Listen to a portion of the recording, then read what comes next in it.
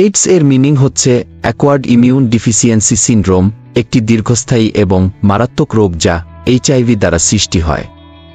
এইডসের লক্ষণগুলো সাধারণত এইচআইভি সংক্রমণের কয়েক বছর পর দেখা দেয়, যখন ভাইরাসটি শরীরের ইমিউন সিস্টেমকে অনেকটাই দুর্বল করে ফেলে। এখন আমরা জানব এইডসের প্রধান লক্ষণগুলো কি কি।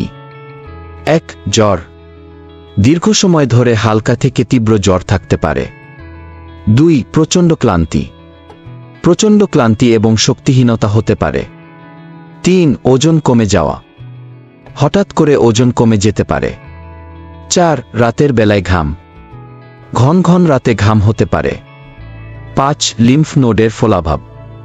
ঘাড়, বগল অথবা কুচকিতে লিম্ফ নোড ফুলে যেতে পারে। 6. দীর্ঘস্থায়ী ডায়রিয়া। দীর্ঘ সময় ধরে ডায়রিয়া থাকতে পারে। 7. ত্বকের সমস্যা। ত্বকে র্যাশ, ক্ষত বা গাঁটে ফুসকুড়ি দেখা দিতে পারে। 8. সংক্রমণ। শরীরের প্রতিরক্ষা ব্যবস্থা দুর্বল হয়ে যাওয়ার কারণে নানা ধরনের সংক্রমণ দেখা দেয়, যেমন নিউমোনিয়া, টিউবারকুলোসিস বা মস্তিষ্কের সংক্রমণ। এই লক্ষণগুলি এইচআইভি সংক্রমণের পরপরই দেখা দেয় না, বরং কয়েক বছর পর, যখন শরীরের ইমিউন সিস্টেম খুব দুর্বল হয়ে পড়ে। এইচআইভি পরীক্ষা করে নির্ধারণ করা হয় যে কেউ এই ভাইরাসে আক্রান্ত হয়েছে কিনা, এবং তার আগে থেকেই চিকিৎসা শুরু করলে রোগের গতি বাধা দেওয়া সম্ভব।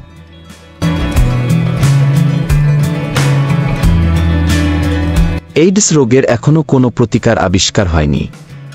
তবে এইডসের ভাইরাস এইচআইভি সংক্রমণ নিয়ন্ত্রণের জন্য বিভিন্ন চিকিৎসা পদ্ধতি রয়েছে।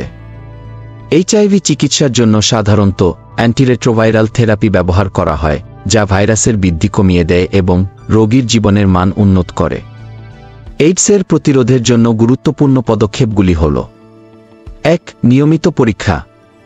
এইচআইভি সংক্রমণ হলে প্রাথমিক পর্যায়ে নির্ণয় করা জরুরি, যাতে চিকিৎসা তাড়াতাড়ি শুরু করা যায়। 2. নিরাপদ যৌন সম্পর্ক। কন্ডম ব্যবহার করে এবং একাধিক যৌনসঙ্গী এড়ানোর মাধ্যমে সংক্রমণের ঝুঁকি কমানো যায়। 3. সুই ও ইনজেকশন।